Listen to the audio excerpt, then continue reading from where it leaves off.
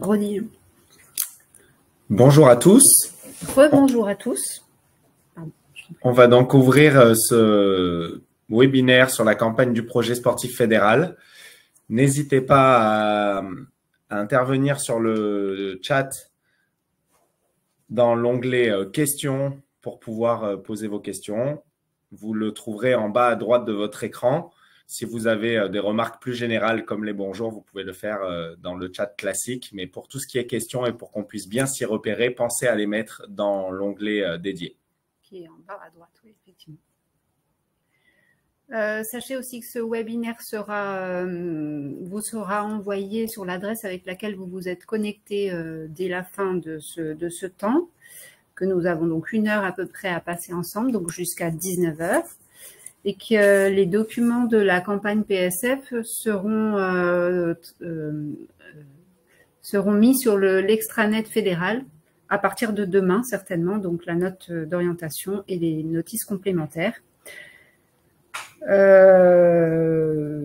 avons parlé des questions, donc je pense que nous pouvons commencer. Merci à tous d'être très nombreux ce soir à ce webinaire. Donc, on est 2 intervenants ce soir. Je suis Thomas Thiebaud, je suis directeur technique national adjoint. Et Cécile Fayol, conseillère technique nationale. Et donc, tous les deux, on va essayer de répondre à toutes vos questions, essayer d'être le plus précis possible pour lancer cette campagne PSF qui a été ouverte aujourd'hui. Avec un compte asso qui est également ouvert depuis ce matin. Le PSF, Projet Sportif Fédéral, c'est un dispositif qui aide les associations affiliées à la fédération et déconcentrées de la fédération, donc tous les clubs structurés en association et tous les comités départementaux et comités régionaux. C'est de l'argent qui est de l'argent public, donc qui répond aux règles d'utilisation de l'argent public, avec notamment des justifications et des orientations spécifiques au financement public. Mais c'est également un financement qui est animé par l'Agence nationale du sport qui est chargée de le distribuer. Et cette Agence nationale du sport nous alloue chaque année un budget que nous, on va orienter dans les associations affiliées et déconcentrées de la fédération. Avant de continuer sur la suite du programme, nous vous proposons de visionner une petite vidéo qui vous rappelle un peu les objectifs et qu'est-ce que c'est que le projet sportif fédéral. Vous retrouvez donc cette vidéo également sur la chaîne YouTube de la fédération. Là, il m'a dit, l'écran.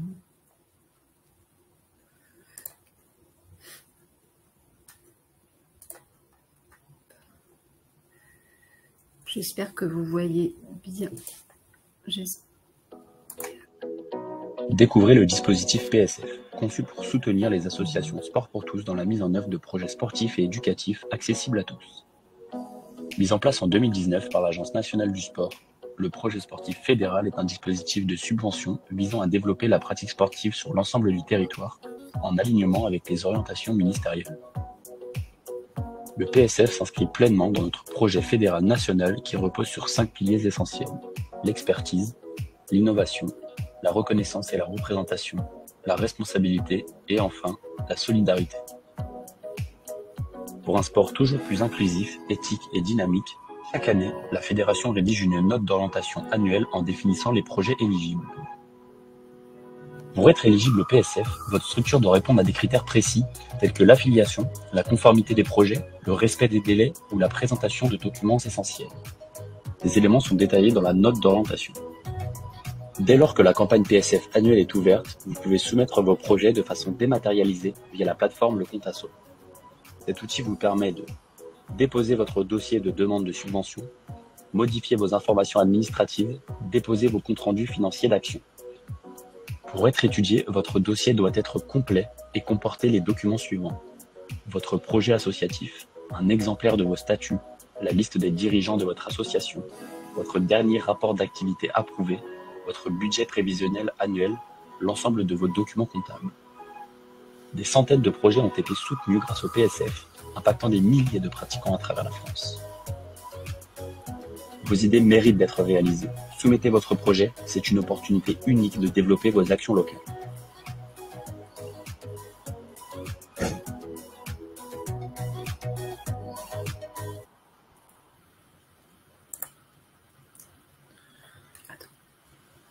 J'arrête le partage. Normalement, vous avez tous pu voir la vidéo qui résume un petit peu tous les intérêts du fonctionnement du PSF. Et donc, pour revenir sur ce PSF, il existe depuis 2020 en l'état. Et avant, ça s'appelait le CNDS, donc le Centre national de développement du sport, et qui était un budget qui était équivalent en gros à 715 000 € dans le champ fédéral et qui était distribué par les directions régionales et les directions départementales jeunesse et sport de l'État par l'État. En gros, un dispositif géré par l'État. Aujourd'hui, ça de l'argent public, toujours d'État, qui passe par l'Agence nationale du sport et qui a permis à la fédération donc de passer de 715 000 € de CNDS en 2019 à aujourd'hui 1 345 000 en 2024. Alors, effectivement, c'était une année un peu particulière puisqu'on connaît l'impact des Jeux olympiques sur cette année, mais ce qui prouve aussi que les associations sont de plus en plus soutenues par cet argent public qui permet de mettre en œuvre des projets, puisque c'est bien de l'argent qui est destiné à la mise en œuvre de projets sportifs en cohérence avec le projet fédéral. Aujourd'hui, c'est 268 structures qui sont soutenues à la fédération, ce qui représente en gros 15% des clubs affiliés à la fédération. Pour revenir également donc sur les chiffres de la campagne du PSF 2024, comme le disait Thomas, on a eu une enveloppe qui était assez conséquente, due notamment aux Jeux olympiques et aux vacances olympiques et paralympiques qui donc ne va pas réexister en 2025. Et on a financé un peu plus de 268 structures. On a assez peu de dossiers qui ont été refusés. Et la répartition, le chiffre qui est peut-être important, c'est la répartition entre les clubs, les comités départementaux et les comités régionaux, puisque l'ANS nous demande de financer principalement les clubs à hauteur de 50% si possible. Et nous, on est bien au-delà pour cette année 2024, puisqu'on est à 63% de l'enveloppe qui était réservée aux clubs. Juste indiquer aussi que chaque année, et nous allons certainement l'avoir encore en 2025, il y a une enveloppe qui est réservée aux DOM. Donc pour l'année dernière, ça concernait le territoire de la Réunion et de la Guyane. Aujourd'hui, on ne dispose pas du budget prévu par l'Agence nationale du sport pour la fédération, donc c'est difficile de vous donner des ordres d'idées. Avec les Jeux olympiques, forcément, on nous annonce un petit retrait financier. Vous avez peut-être suivi aussi les aléas ministériels de ces derniers mois. Et donc, on nous annonce une baisse qui serait de 10 millions et donc 10 millions sur le budget global qui ferait une baisse à peu près de 10-15% du budget fédéral sur le sujet. Donc, une enveloppe qui avoisinerait les 1 million, 1 100 000 € si on le rapporte à la fédération. On ne pourra pas vous donner des ordres de grandeur aujourd'hui et forcément, ça aura peut-être un impact sur l'instruction par la suite et le volume financier qu'on pourra attribuer à tout le monde. Cependant, aujourd'hui, on va vous présenter les orientations générales de ce dispositif pour que vous puissiez au mieux répondre aux orientations et accéder à cette aide. Donc la campagne des projets sportifs fédéraux, elle commence avec la note de cadrage de l'ANS et cette note est arrivée un peu tardivement cette année, d'où la campagne qui est un petit peu décalée, sachant qu'on va essayer quand même de finir dans les temps pour que les subventions soient bien versées au mois de juillet à toutes les structures qui en auront fait la demande et qui auront eu une attribution de subvention. Donc cette note de cadrage nous est arrivée depuis une dizaine de jours. Donc comme le disait Thomas, elle nous prévoit une baisse un peu conséquente de 10 millions d'euros sur les 100 fédérations qui peuvent demander, mais avec des objectifs qui sont un peu dans la lignée de ceux des années précédentes, c'est-à-dire l'enveloppe minimum des 50% qui va être réservée et attribuée au club, les crédits sanctuarisés pour les Outre-mer, dont on n'a pas encore l'enveloppe, une part des crédits, donc 20% qui doit être fléchée pour la féminisation, sachant que pour nous, dans le cadre de notre fédération à nous, on a quand même la majorité des crédits qui sont fléchés là-dessus, puisqu'on a une majorité de pratiquantes et de pratiquants, et on a aussi une part importante de dirigeants qui sont des dirigeantes. Donc là-dessus, on remplit pleinement évidemment les orientations de l'ANS. L'ANS souhaite aussi qu'il y ait 8% des crédits qui soient fléchés vers le parasport et la pratique inclusive. Et puis, cette année, elle a réaffirmé son souhait de financer les projets autour du sport santé. Et puis, elle arrive tous les projets qui vont être autour de l'impact environnemental des pratiques. On a bien noté que les premières questions arrivaient dans l'onglet questions dédiées. On les note et on fera des temps de réponse aux questions spécifiques dans quelques instants. On ne vous oublie pas. Alors, cette année, la nouveauté, c'est qu'on a décidé de faire 2 notes d'orientation fédérale pour essayer de simplifier la lecture et de vous concentrer sur les informations qui relèvent de vos structures. On a fait donc une note d'orientation pour les clubs et une note d'orientation pour les comités. Ça permet d'éviter le flou lié à qui est à quoi et quelles sont les informations qui sont dédiées qu'au comité ou qu'au club. Donc, vous avez donc une note d'orientation pour chaque type de structure qui vous permet de garantir toutes les informations qu'il y a à l'intérieur. C'est également, par contre, sur le même outil que vous allez déposer vos dossiers. Cet outil, on commence à le connaître, c'est le compte asso. C'est là où vous déposez toutes les demandes de subvention, qu'elles soient sur le FDVA, l'aide à l'emploi ou toute autre démarche de subvention publique, ça passe par le compte asso. Le compte asso est aussi l'outil que vous utilisez pour le pass sport. Ça permet d'utiliser les données que vous avez déjà à l'intérieur pour pouvoir demander une subvention spécifique au PSF. Toutes les structures éligibles sont les structures qui sont affiliées. Ce sont celles qui ont au moins 1 an d'existence. Cette année, les services de l'État ont été plus clairs. Oui, exactement. Ils ont donc affirmé qu'il fallait à minima 1 an d'existence révolue.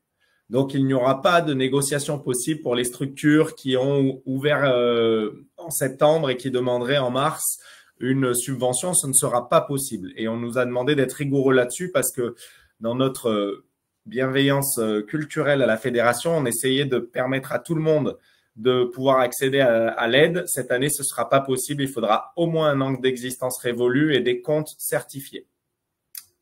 Pour le reste, c'est la même chose, c'est-à-dire que l'association doit respecter les statuts fédéraux.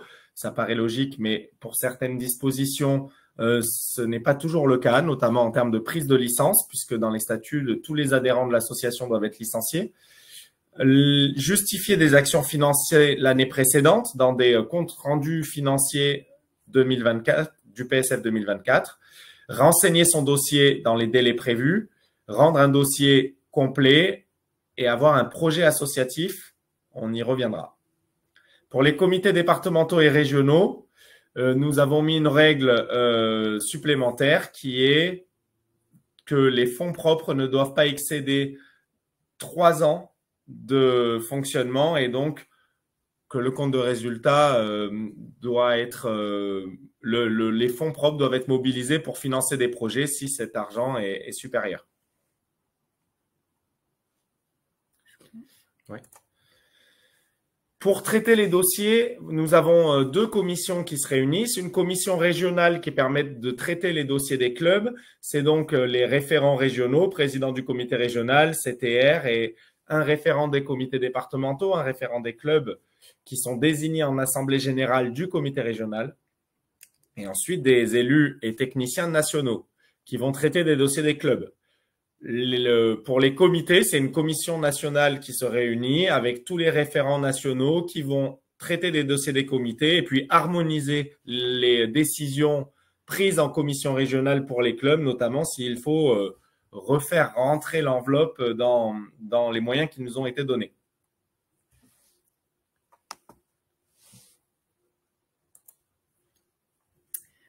Alors, cette année, on a donc 2 projets de clubs pour les clubs, 3 projets pour les comités départementaux et 4 projets pour les comités régionaux, puisqu'il y aura une action supplémentaire sur le retour qui pourra être actionnée dans des conditions spécifiques.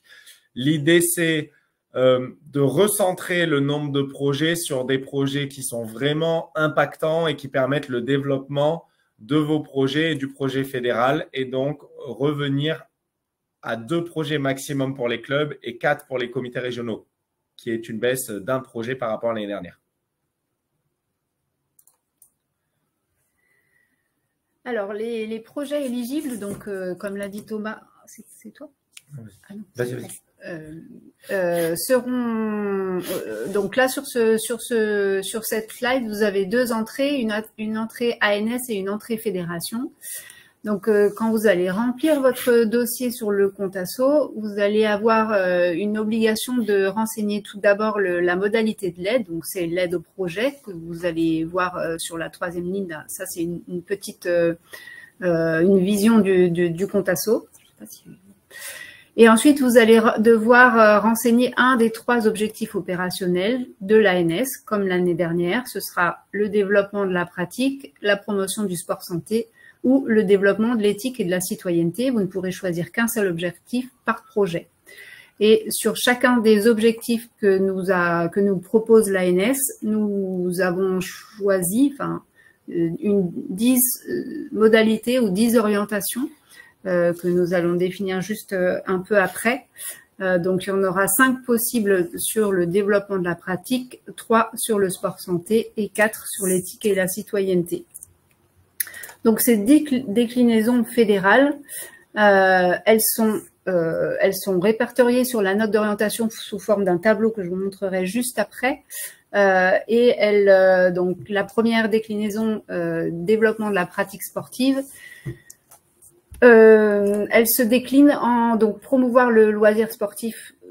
Donc c'est toutes les actions qui vont, tous les projets qui vont être mis en place pour développer la pratique d'une manière un peu générale. La deuxième déclinaison, c'est la promotion du bénévolat, donc à la fois le recrutement, mais la formation des bénévoles pour les comités départementaux et régionaux, et les actions qui réunissent, qui valorisent, qui sensibilisent les personnes qui voudraient rejoindre vos associations pour qu'elles deviennent bénévoles chez vous. La troisième déclinaison, c'est le développement de la pratique des jeunes, qui reste une de nos orientations sur le PSF, mais qui est bien toujours inscrite dans le projet fédéral de la fédération, puisqu'on souhaite faire entrer le plus de jeunes possible au sein de la fédération et avoir des projets pour développer le nombre de ces jeunes. La quatrième déclinaison, ce seront tous les projets qui seront autour des manifestations et des grands événements, soit qui sont organisés par la fédération, donc c'est la semaine de la forme, et puis ceux qui sont pas organisés forcément par la fédération, mais qui sont soutenus par la fédération, donc par exemple le Téléthon, auquel vous pouvez donc demander une subvention pour qu'on puisse vous aider sur ces projets-là. Et enfin, la dernière déclinaison possible sur le développement de la pratique, c'est tout ce qui est relatif aux pratiques inclusives, donc aux pratiques qui sont ouvertes à tous les publics, et puis tous les projets autour des luttes contre les discriminations. Vous le verrez, on vous a donné donc quelques exemples dans le tableau de la note d'orientation, mais j'y reviendrai juste après. La deuxième grande orientation, donc, c'est la promotion du sport santé, la modalité de l'ANS. Ici, on a défini 3 déclinaisons. Une sur la promotion du sport santé comme d'une manière un peu générique, mais plutôt sur les aspects bien-être, notamment le bien vieillir, et puis la promotion de la santé mentale, puisque, comme vous le savez peut-être, la santé mentale est cette année la grande cause nationale. La deuxième déclinaison, c'est la promotion des tests Forme plus Sport proposés par la fédération, qui vous permettent d'avoir c'est les tests de conditions physiques des personnes que vous accueillez.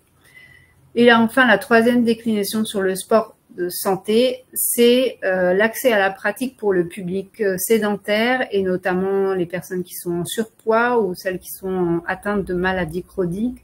Donc, c'est les projets qui vont valoriser l'accueil des personnes de ce public spécifique. Enfin, la promotion de l'éthique et de la citoyenneté, qui est l'une des orientations de l'Agence nationale du sport, se décline en deux orientations. La promotion de l'éthique et de la citoyenneté, là aussi d'une manière un peu générique, comme dans les trois premières. Dans le sport santé ou dans le développement de la pratique, il y a je dirais pas une déclinaison où on met ou qui reste très large en tout cas, pardon. Et la deuxième déclinaison, c'est permettre le développement durable des pratiques. Et sur ce point-là, je vous en dirai un tout petit peu plus parce que nous avons essayé de mettre en place une charte des projets éco-responsables que je vous proposerai tout à l'heure. Cette slide, vous allez peut-être pas voir énormément, mais bon, c'est pas très grave. L'important, c'était juste de vous dire que c'était bien ces tableaux qui recensaient l'ensemble des propositions d'action possibles. Donc, avec la déclinaison de l'ANS dans le petit 1, la déclinaison du projet fédéral sur le petit 2 et dans le 3, des exemples d'actions possibles finançables dans le cadre du PSF. Petit point donc sur les projets autour de l'éco-responsabilité. Donc la note de cadrage nous a bien ajouté, contrairement aux années précédentes, cet item.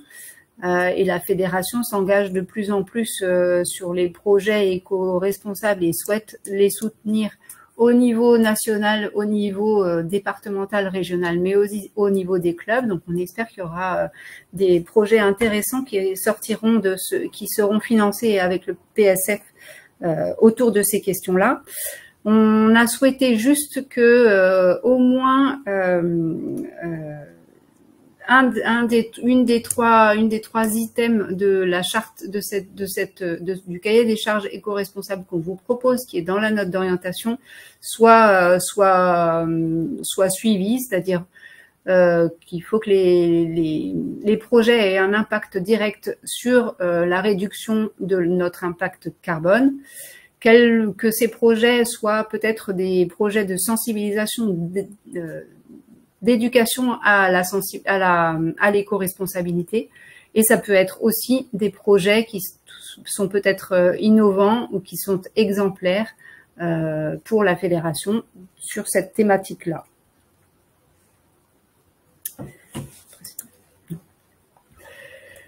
Deuxième petit point aussi, donc j'ai juste fait un petit point sur les actions éco-responsables, et le deuxième point c'est sur les projets autour du parasport et de l'accueil des personnes en situation de handicap. Deux éléments que vous retrouverez aussi dans la note d'orientation.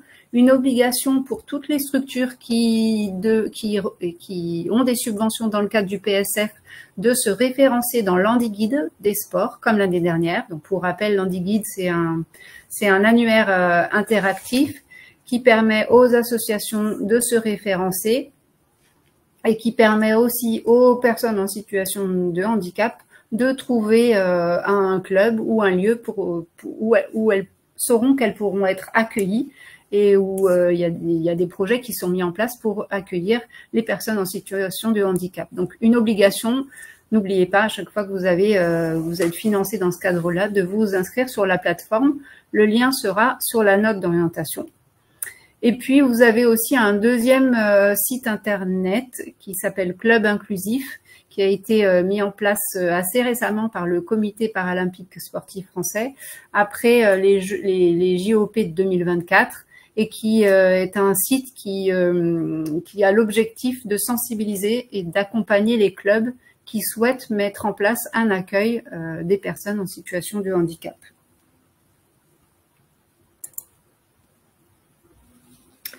Petit point sur les CRCD. Petit point spécifique donc pour les CRCD. Donc là, vraiment, ça ne concerne absolument pas les clubs. Thomas l'a dit tout à l'heure, pour les comités régionaux cette année, vous avez la possibilité de déposer 4 plus 1 action maximum. Et les 4 actions concernent tous les items, et l'action supplémentaire sera uniquement sur le retour sport pour tous des jeunes. Pour l'animation de réseau, on a fait passer l'information aux comités régionaux, mais cette année, ce ne sera pas possible de déposer une action sur l'animation de réseau pour les comités régionaux. Et donc, l'animation de réseau devra être intégrée aux actions de développement. Par contre, pour les comités départementaux, l'animation de réseau est toujours possible puisque c'est leur rôle central statutaire. Et donc, les attributions des comités départementaux pour continuer à se faire sur l'animation de réseau. Et par contre, il faudra demander au moins 1 500 € sur les deux actions sur 2 actions minimum. J'y reviendrai un petit peu après, l'attribution des 1 500 € cette année. D'habitude, il n'y avait que ce critère-là. Cette année, en plus du critère des 1 500 €, il faut qu'il soit réparti maximum sur 2 actions et que ces 2 actions, elles doivent faire 750 €. Donc, j'y reviendrai un petit peu après pour les clubs parce que ça change un petit peu la donne. Juste pour compléter, parce que sur le retour sport pour tous jeunes, les comités, ce sont donc bien les comités qui peuvent faire une demande et cette action supplémentaire, elle est limitée à 1 000 € maximum par étape, donc 3 000 € maximum par comité régional. Cette année, les comités départementaux qui sont sous tutelle ne seront plus soutenus. Et puis, comme l'a dit au début de ce webinaire, les comités départementaux et régionaux qui auront un compte de résultat supérieur au fonds de réserve ne seront pas soutenus non plus. Petit point calendrier. Je ne sais pas s'il est très clair ce calendrier, mais bon. Donc, on est au mois de mars. On lance aujourd'hui donc la campagne. Le compte asso vient d'être ouvert ce matin pour les clubs. L'ouverture pour les comités départementaux et régionaux est bien le 12 avril, pardon. Et 2 jours après, il y aura la fermeture pour le dépôt des dossiers clubs. Donc, le 14 avril à minuit, pour les clubs, il ne sera plus possible de déposer votre dossier. Le délai sera donc passé. Et le compte asso sera totalement fermé le 27 avril, là aussi normalement à minuit pour l'ensemble des structures. Cela concerne donc le dépôt des dossiers, mais aussi toutes les structures, on y reviendra un peu après, toutes les structures qui auront à déposer un compte-rendu financier des subventions de l'année dernière.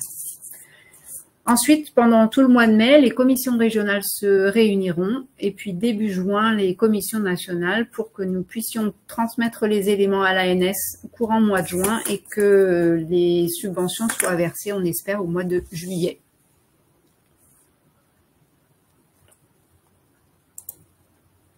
Alors, on fait une première pause questions pour recenser tout ce qui a été posé. J'en viens à vous rappeler que posez bien les questions dans l'onglet questions parce que dans l'onglet chat, ça se perd un peu au milieu des discussions. J'ai réussi à noter les 2 qui ont été posés quand même là.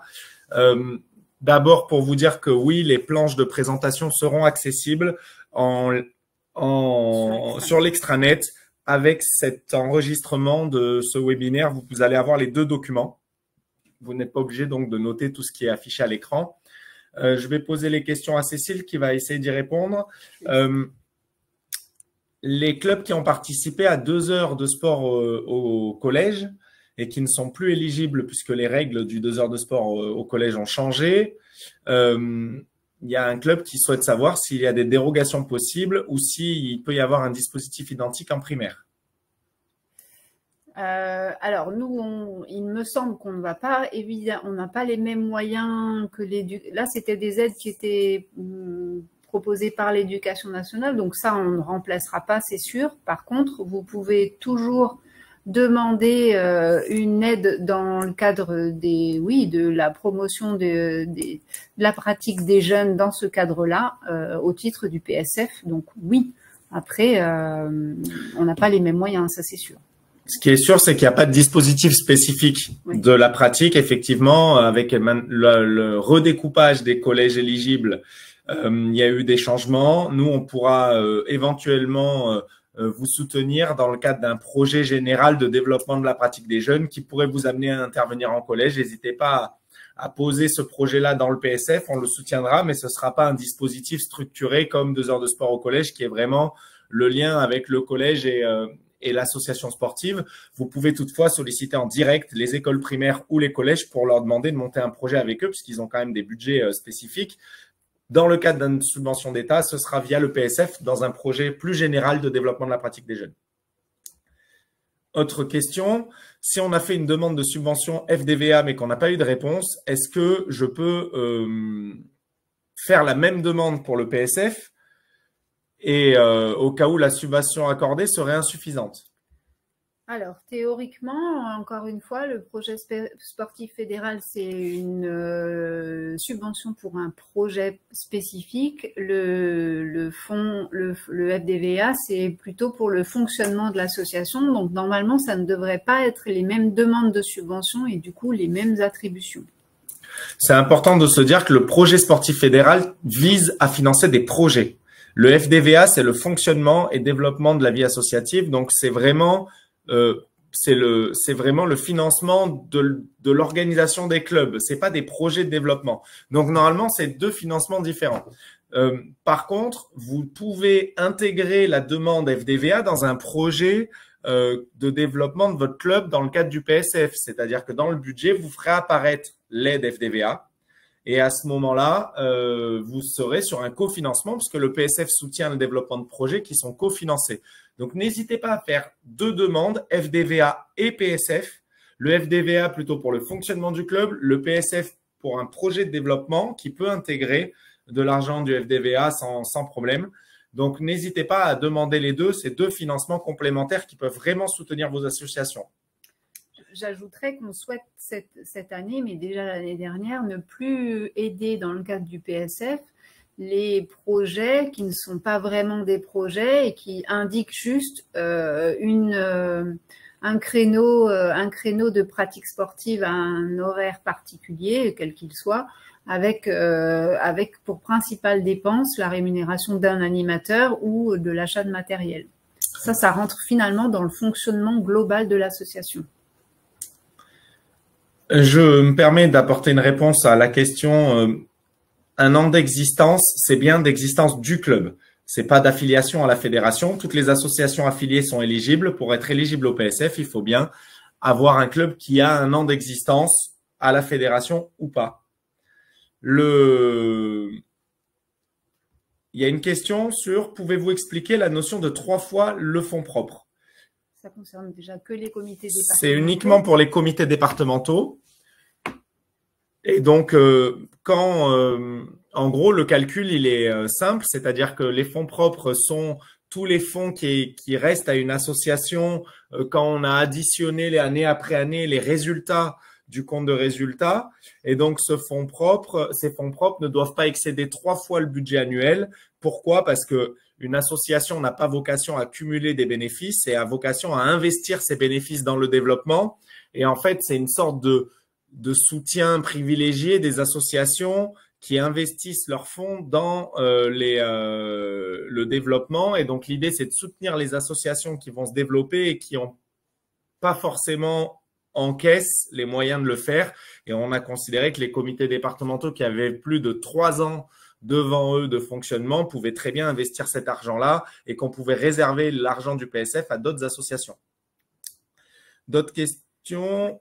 Il y a un certain nombre de questions à laquelle on va répondre juste après. Donc, voilà.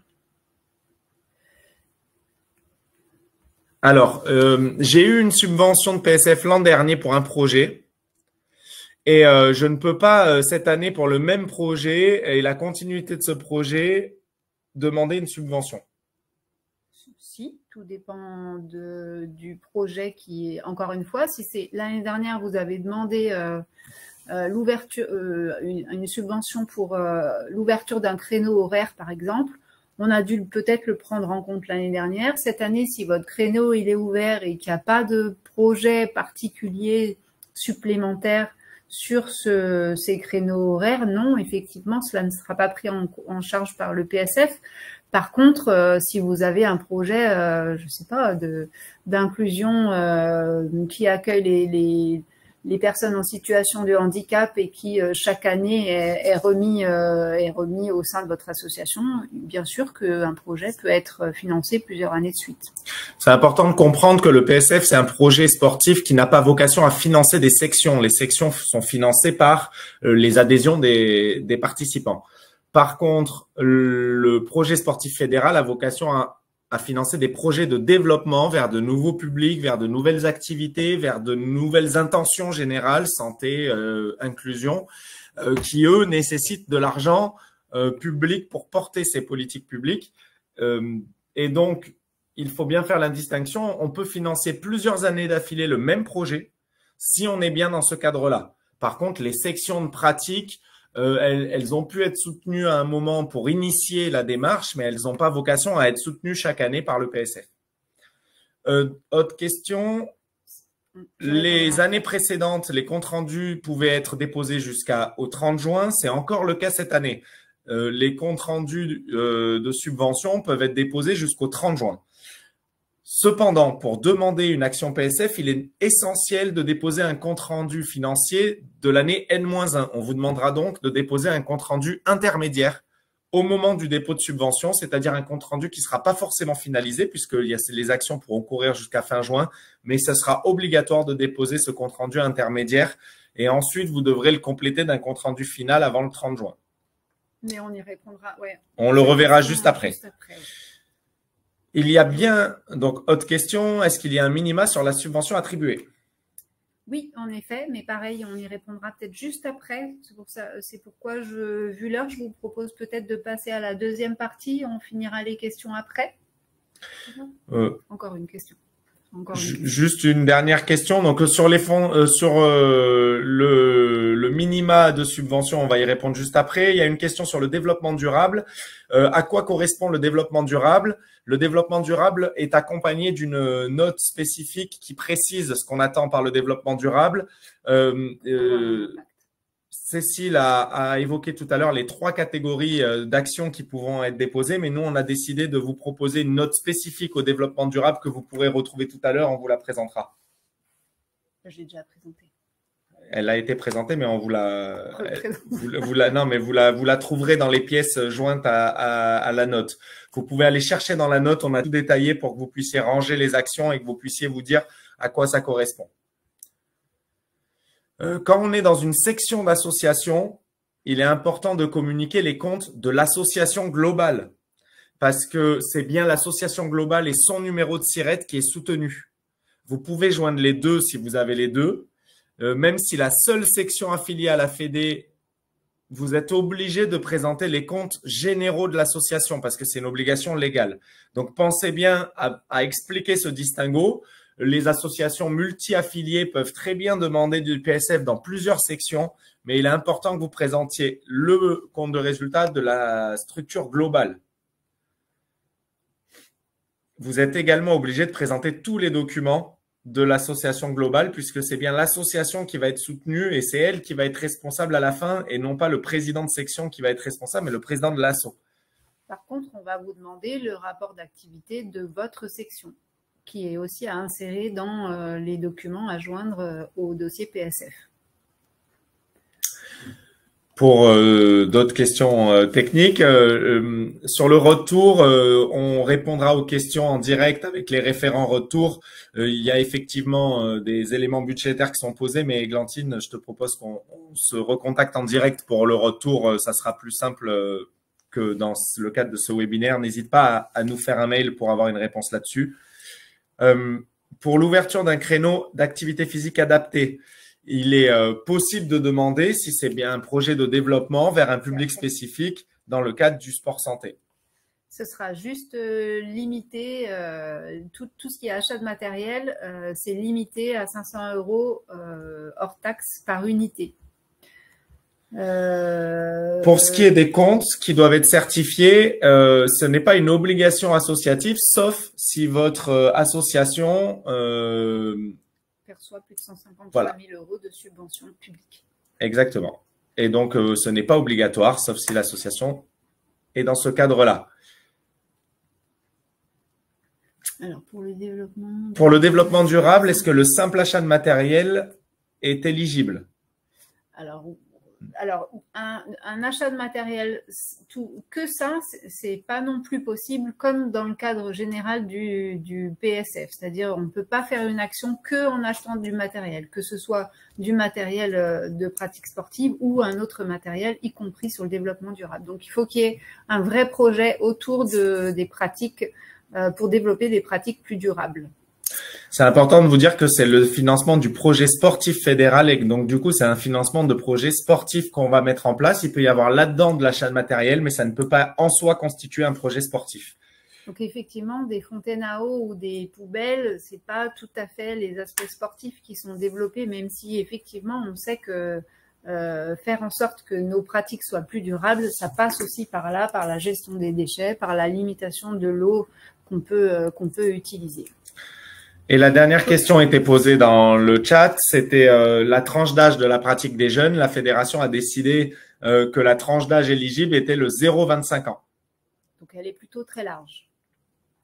Voilà. Je vous propose qu'on passe à la deuxième partie. S'il y a d'autres questions, on y reviendra à la fin de l'heure parce que l'heure passe. Les 500, oui, du coup, les questions. On y reviendra en deuxième partie. On note à partir de maintenant les questions pour la deuxième partie. Ok.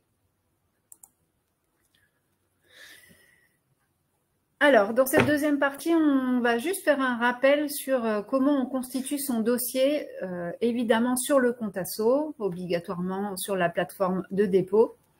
La première chose à faire, c'est donc d'abord de créer un compte. Vous aurez, pour vous aider, si vous avez besoin, si vous êtes une association qui n'a pas encore demandé de subvention au titre du PSF, des tutos qui sont sur le compte asso qui vous permettent de créer un compte et aussi de gérer des tutos sur comment gérer mon association.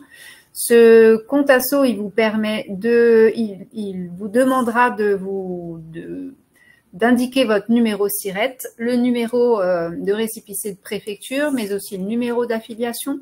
Vous aurez à renseigner donc l'adresse du siège social, l'adresse de gestion de correspondance si c'est pas l'adresse du siège social, et enfin les coordonnées du représentant légal. Toutes les modifications, tous les changements au sein de votre association devront être indiqués via le compte asso et pour mettre à jour votre structure sur la plateforme. La deuxième étape que vous devez franchir après avoir créé votre compte, c'est de vérifier ou d'indiquer, si ce n'est pas déjà fait, toutes les informations administratives qui sont demandées dans le compte asso. Cette étape, elle est importante notamment pour le RIB, parce que chaque année, on a des associations qui changent de RIB, qui changent de banque, donc là-dessus, il n'y a pas de souci. Sauf qu'il ne faut pas juste nous mettre le RIB dans le dossier PSF que vous allez bien présenter, mais il faut le mettre dans... On n'y voit plus rien. On est désolé, on nous a coupé la lumière. Je vais la remettre. Mais il faut bien remettre le bon RIB de votre association sur cette partie information administrative. Et puis après, chacune des parties doit être renseignée. Donc, vous avez à chaque fois les intitulés et il faut indiquer les éléments qu'on vous demande d'ajouter. La troisième démarche, ensuite, vous allez chercher la subvention PSF. Donc, on va vous demander dans la recherche d'une subvention. Là, vous aurez un menu déroulant avec subvention PSF. Vous aurez à indiquer le code de votre région. Vous ne pourrez pas vous demander une subvention si vous n'avez pas le bon code. Donc, là-dessus, je vous recommande de vous rapprocher de votre référent régional ou départemental qui vous indiquera ce code-là. Donc, une fois que vous aurez sélectionné votre subvention, vous allez rentrer dans le dépôt de la demande de subvention. Peut-être être vigilant sur cette première partie sur l'indication du territoire, c'est-à-dire que si vous demandez une subvention au titre d'un comité régional, c'est bien le régional qu'il faut indiquer ici. Si c'est un club, c'est le local. Et ici, sur le type de structure sportive, si vous êtes un club, mettez bien un club et non pas un CD ou un CR. Ensuite, vous aurez à renseigner les licenciés qui sont chez vous et non pas juste les adhérents.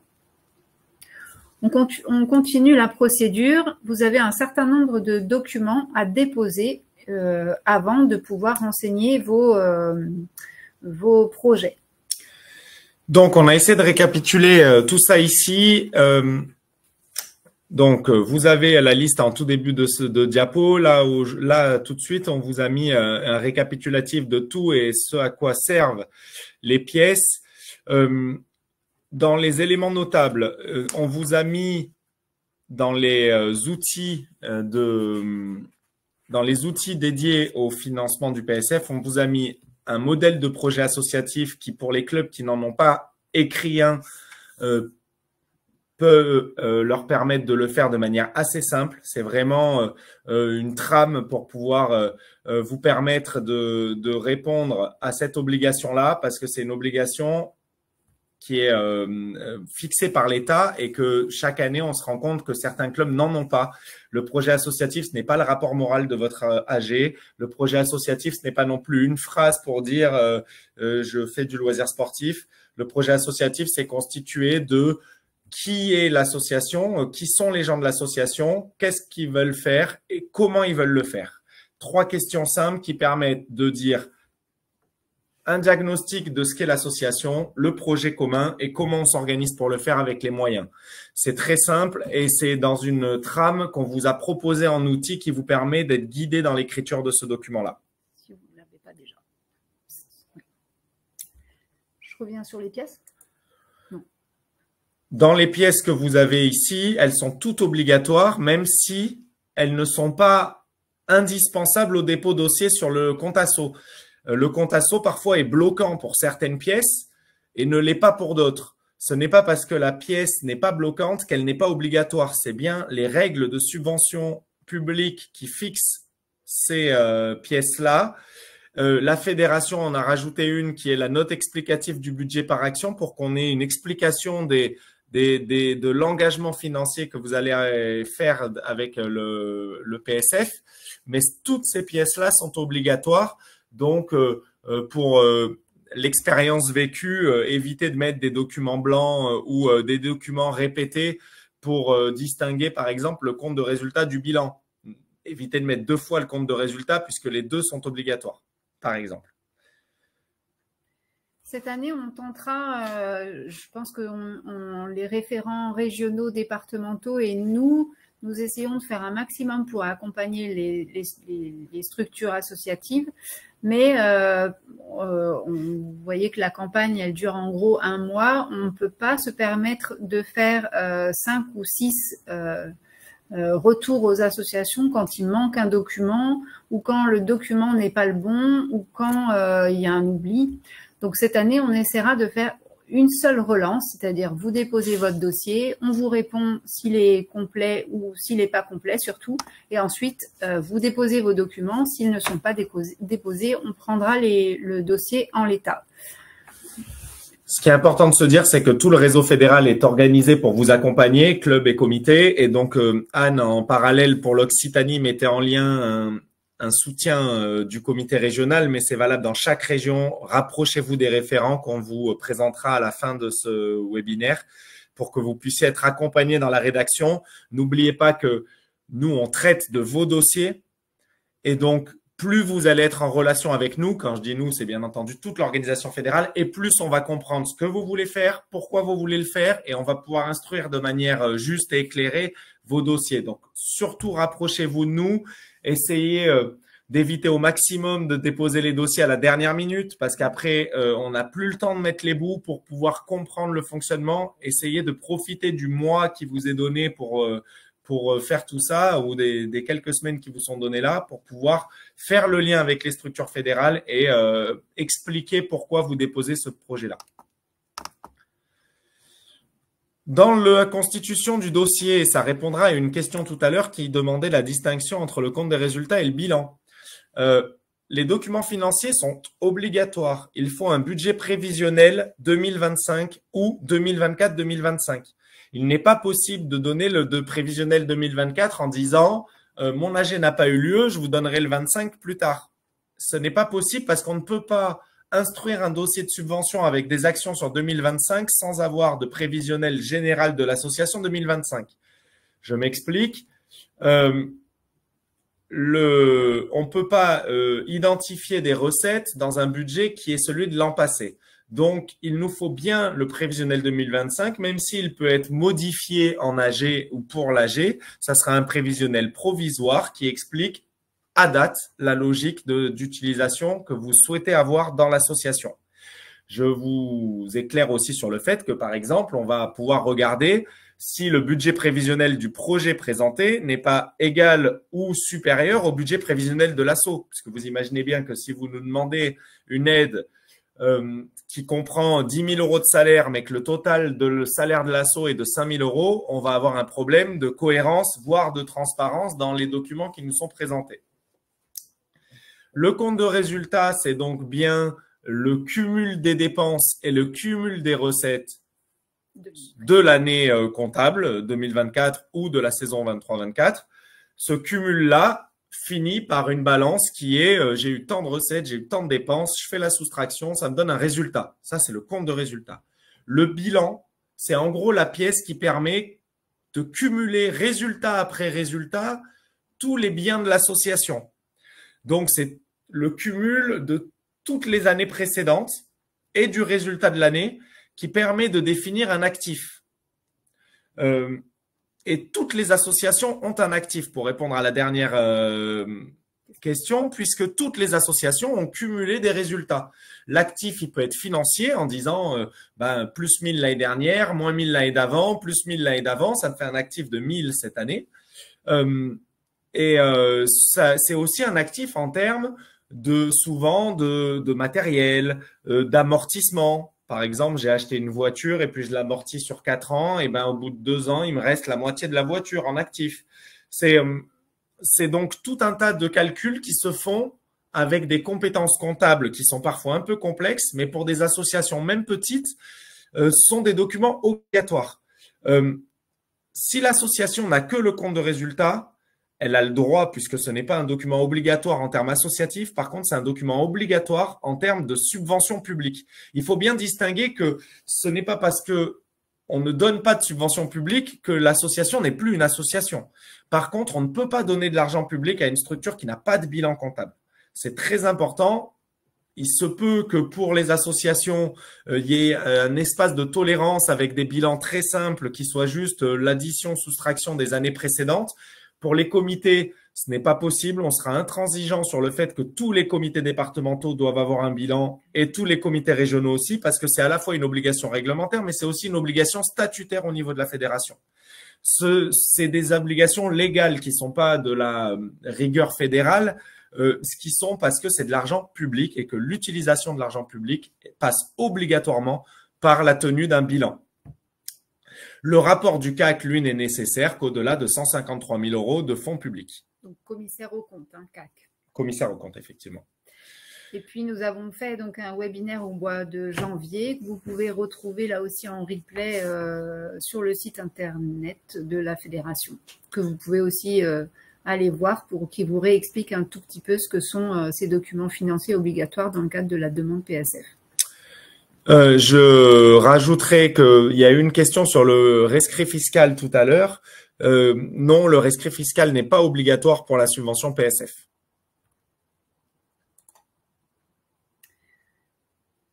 Je continue dans la constitution d'un dossier PSF.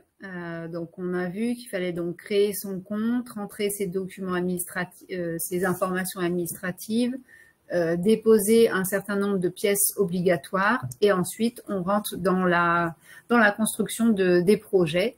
Donc chaque projet devra être décrit en suivant le déroulé de ce qu'on vous demande dans le compte asso. Faites bien attention, on ne fait pas une demande PSF, peut comprendre bien sûr plusieurs projets à l'intérieur. On ne fait pas un projet, une demande. Voilà. Pardon. Non, rien, on répondra aux questions qui Questions. s'ajoutent après, hein. Il y aura un autre temps, pas de problème, on y reviendra. Et puis donc toutes les questions qui ont une petite astérix sont obligatoires, les autres sont facultatives, mais bien sûr plus les commissions régionales ont des informations sur le projet que vous voulez mettre en place, et plus elles auront des éléments pour attribuer une subvention qui correspond à votre projet. Qu'est-ce qu'on regarde et quels sont les essentiels quand vous rédigez justement votre demande de subvention? On vous demande donc un descriptif bien complet de votre projet avec des informations opérationnelles concrètes, des données qui sont propres à la réalisation de votre action. Donc, qu'est-ce que vous mettez en place au niveau logistique, au niveau communication, au niveau partenariat. Et on vous demande également des indicateurs d'évaluation qui sont obligatoires et qui sont bloquants. Vous allez devoir les classer en fonction du type d'indicateur que vous allez proposer pour l'évaluation de votre projet déposé. Et enfin, les éléments budgétaires, mais Thomas vient d'en parler un peu plus longuement. Donc, qui comprennent évidemment les cotisations, les licences, la valorisation du bénévolat qui est obligatoire là aussi dans le dépôt des demandes. Et puis cette année, comme l'année dernière, vous ne pourrez pas demander pour les clubs une subvention supérieure à 50% du coût total de chaque action. Ça ne veut pas dire que l'attribution ne sera pas en dessous ou au-dessus, mais en tout cas, la demande ne peut pas excéder 50% du coût du total prévisionnel de chaque action.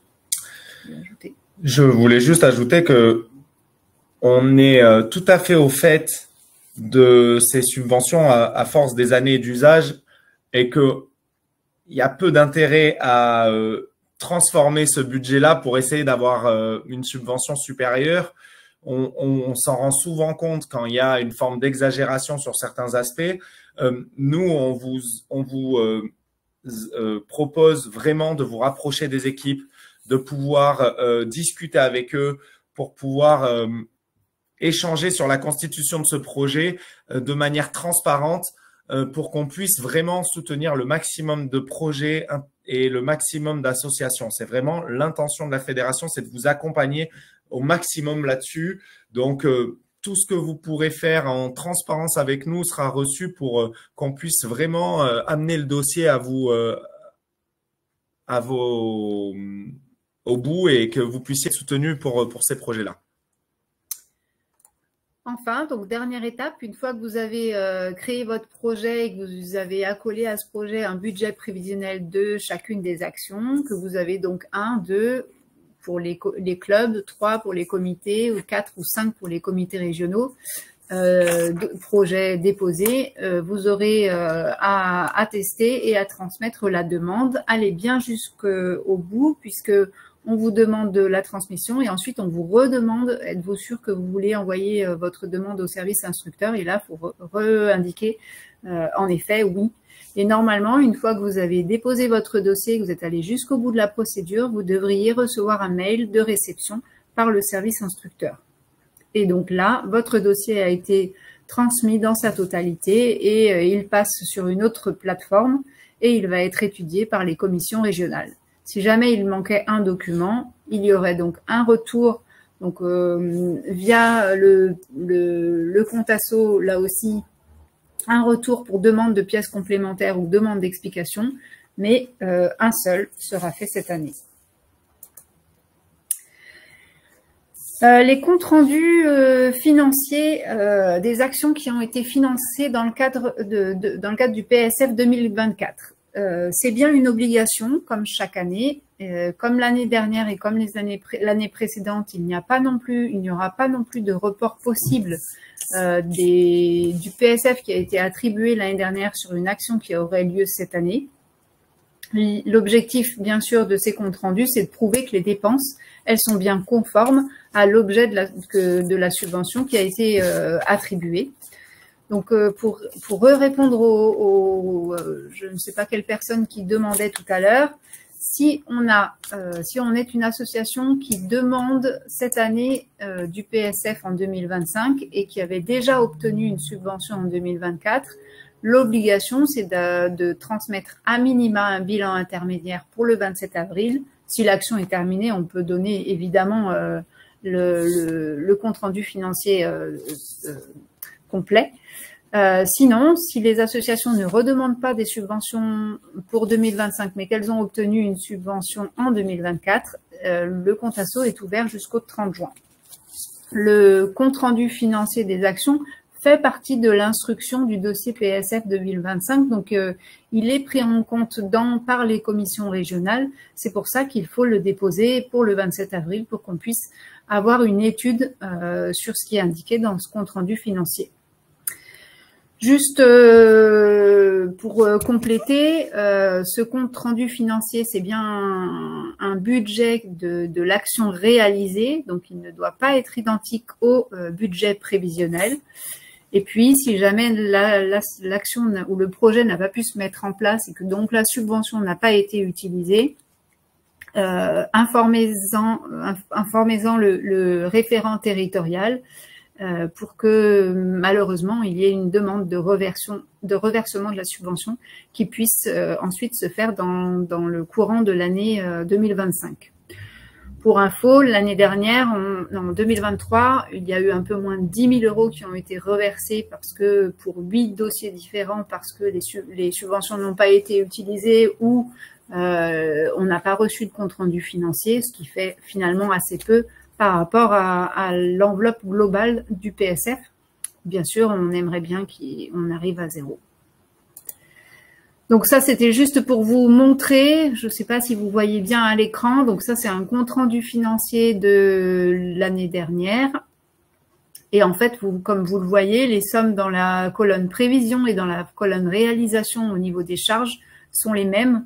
Et en fait, quand les éléments sont les mêmes, l'ANS nous retourne le compte-rendu financier parce qu'encore une fois, entre le prévisionnel et le réalisé, il y a quand même souvent, quasiment tout le temps, une petite différence, que ce soit parce qu'on n'a pas acheté un matériel ou que c'est pas tout à fait ce qu'on avait prévu, parce que les charges elles évoluent sur les salaires, parce que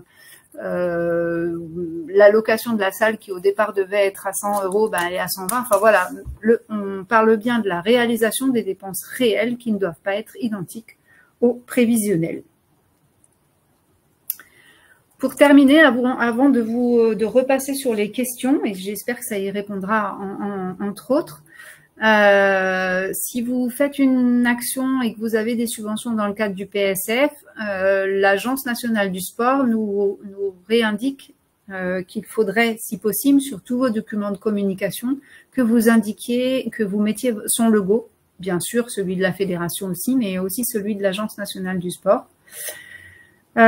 Sur les seuils deuxième point, sur les seuils de subvention, donc le seuil minimum au départ, c'est donc bien 1 500 € avec une exception pour les associations dont le siège social se situe dans une zone de revitalisation rurale ou dans un CRTE, je ne me rappelle plus ce que ça veut dire.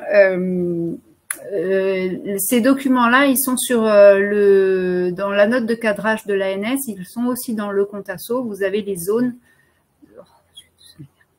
Et donc, si vos associations sont sur ces territoires, le seuil est abaissé à 1 000 €. On parlait tout à l'heure des comités départementaux et du seuil de 1 500 € qui devait être réparti seulement sur 2 actions et non pas 3. En fait, quasiment, cela veut dire que le seuil minimum de subvention possible est de 750 €. Donc, on n'a pas détaillé tout à l'heure sur les structures clubs, puisque comme il n'y a que 2 actions, possibles, c'est forcément 2 fois 750 € ou 0. Donc, ça veut dire que le seuil minimum de demande que vous devez faire, c'est 750 € par action, pour les clubs en tout cas. Je rajoute un truc, non.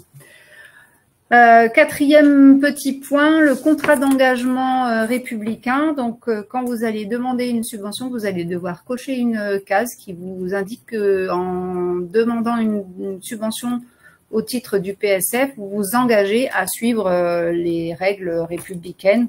Alors, notamment sur le respect des lois, sur la liberté de conscience, la liberté le respect de l'égalité, de la lutte contre les discriminations, enfin tout ce qui concerne le contrat d'engagement républicain que vous validez quand vous demandez une subvention. Et enfin, le 5e petit point, donc l'achat de petits matériels, donc limité à 500 € hors taxe par unité, et qui ne peut pas faire l'objet d'une subvention unique là-dessus, mais qui doit bien être inscrite dans un projet général présenté dans le cadre du PSF.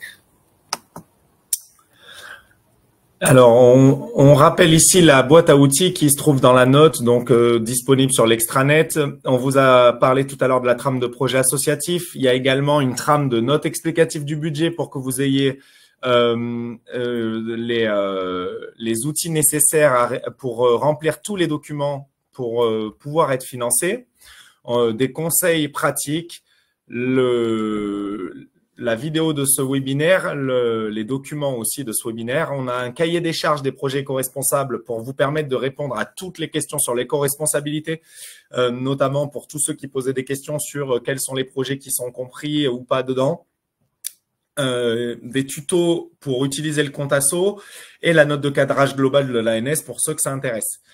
N'hésitez pas donc à fouiller tous ces outils. Encore une fois, il y a beaucoup de choses qui sont dedans. Et je ne peux que insister sur l'importance de les lire pour pouvoir éviter le hors-sujet. Ensuite, n'hésitez pas à vous rapprocher des gens disponibles sur votre territoire. Les gens disponibles sont indiqués dans la note. Il y a des référents par territoire qui sont nommés. Sollicitez-les pour pouvoir être accompagnés parce que les dossiers qui sont accompagnés ont beaucoup plus de chances d'être dans les clous parce qu'ils ont été checkés en amont par ceux qui sont bien au fait de ce fonctionnement du PSF. On ajoutera l'adresse nationale psf@sportpourtous.org sur lequel vous pouvez aussi éventuellement poser vos questions. Juste donc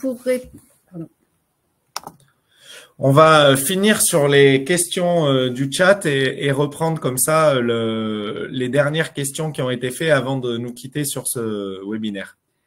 Donc, juste sur les questions sur l'éco-responsabilité, on n'a pas fait le compte des dossiers qui ont été soutenus sur le développement durable l'année dernière parce que ce n'était pas identifié. Là, ça le sera, donc ce sera plus facile. Des exemples, il y en a beaucoup. Il y a effectivement de la sensibilisation. Il y a des projets autour des événements qui essayent de diminuer l'empreinte carbone que peut avoir un événement sportif. Mais ça peut être aussi une incitation des licenciés à faire de la mobilité douce. Donc, je sais pas. Il peut y avoir beaucoup de projets qui peuvent être soutenus. Ce qu'il faut, c'est qu'ils répondent à minima à avoir un impact direct, à faire des actions de sensibilisation ou être un peu innovant, exemplaire, pas juste effectivement acheter des éco-cups. Et que c'est forcément des projets sportifs. C'est important de le dire, c'est que c'est des projets où il y a de la pratique sportive.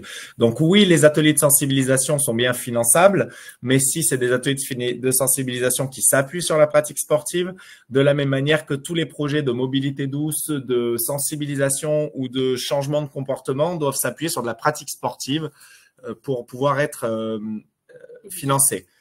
Pas de maximum pour l'instant. On verra un peu en fonction de l'enveloppe que nous aurons et du nombre de dossiers proposés. Alors, peut-on déposer 2 projets dans le cadre du développement de la pratique des jeunes? Oui, bien sûr. Pardon, excuse. Non, pas de problème. Oui, bien sûr, on peut déposer 2 projets dans la même catégorie. Il n'y a aucun problème. Les 2 projets peuvent être déposés dans la même catégorie, quelle que soit la catégorie, donc notamment dans le développement de la pratique des jeunes. Nous portons un projet de création d'une salle de sport. Des entreprises locales souhaitent intégrer ce projet dans le cadre de la RSE des entreprises. Est-ce que ce projet entre dans le projet du PSF?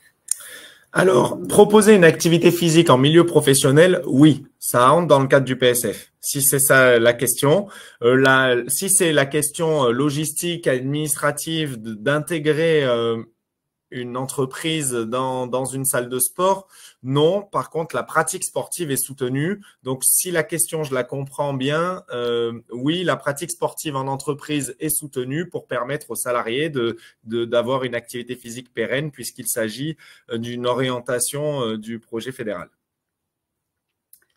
Si nous avons un projet d'ouverture d'un cours similaire qui existe déjà dans l'association, mais dans un village différent de celui où nous exerçons, peut-il être inclus dans le développement de la pratique? Alors, la pratique sportive, dans le cadre de cours classiques, a plutôt vocation à être financée par les adhésions des adhérents. C'est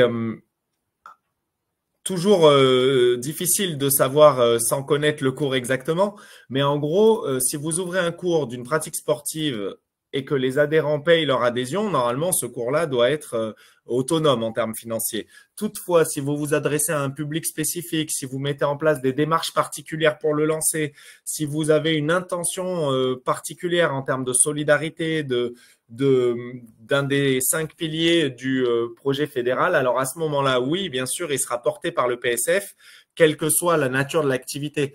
C'est uniquement votre intention qui compte. Est-ce qu'il s'agit bien d'un projet de développement sportif qui va au-delà de je crée juste une section et les adhérents en payent? Pardon. Les autres questions? Quel est le montant horaire du bénévolat? Alors, le bénévolat n'est pas fixé en montant horaire, mais à la fédération, on vous conseille de rester en dessous de 40 € de l'heure. Parce que au-delà, ça peut être considéré par un contrôle comme une survalorisation du bénévolat. Donc, identifiez bien le nombre d'heures, ne surévaluez pas parce que dans le cadre d'un contrôle, ça peut être vu comme gonfler une action et du salariat presque déguisé. Donc, faites bien attention à rester sur des volumes cohérents par rapport à l'activité d'une personne bénévole et un volume financier qui oscille entre 20 et 40 € de l'heure en fonction de la valorisation que vous voulez y mettre. Alors, l'association sportive AL Move ou MOV, je ne sais pas, je ne comprends pas très bien votre question. Donc, pour le FDVA, s'il n'y a pas eu de référent… Ah si, okay. Tout à l'heure, il y avait les questions sur le bilan comptable et donc c'était à la suite de ça. Donc, pour le FDVA, vous auriez dû présenter un bilan comptable. Je dis vous auriez dû parce que chaque service instructeur a un espace de liberté, on va dire, un espace de bienveillance pour accueillir les dossiers ou pas. Donc, je ne peux pas vous donner de garantie que ce dossier sera reçu sans bilan comptable. Par contre, nous, par exemple, à la fédération, on a une forme de tolérance assez large pour les petites associations d'avoir des éléments comptables transparents, honnêtes, mais qui sont parfois pas des bilans comptables absolument rigoureux parce que méconnaissance ou parce que pas utile dans le cadre d'une petite asso. Donc, ça ne suggère pas que vous n'allez pas avoir la subvention. Par contre, ça peut être le cas. Et donc, ça peut aussi vous enclindre à vous dire comment je peux mettre en place un bilan comptable à minima simple qui permette de répondre à ces obligations à l'avenir. Et encore une fois, n'hésitez pas à vous rapprocher de nos référents locaux pour pouvoir avancer là-dessus ou à regarder le webinaire sur les comptes qui a été fait il y a 2 mois et qui est disponible sur le site internet.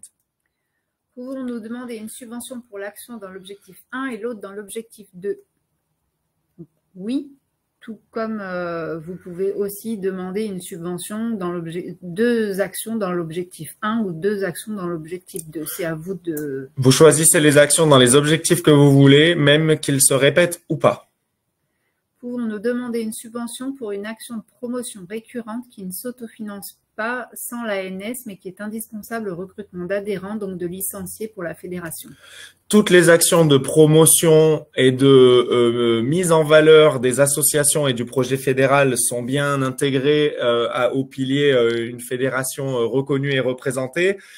Encore une fois, j'insiste, c'est des projets sportifs, donc il faut de la pratique sportive.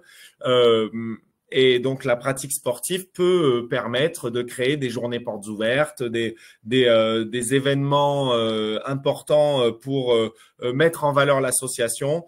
Donc, oui, si on s'agit bien d'un projet sportif avec une intention de sensibilisation et de promotion de la pratique sportive. Alors, pour les seuils maxi, les seuils minima et les demandes inférieures qui ne sont pas prises en compte.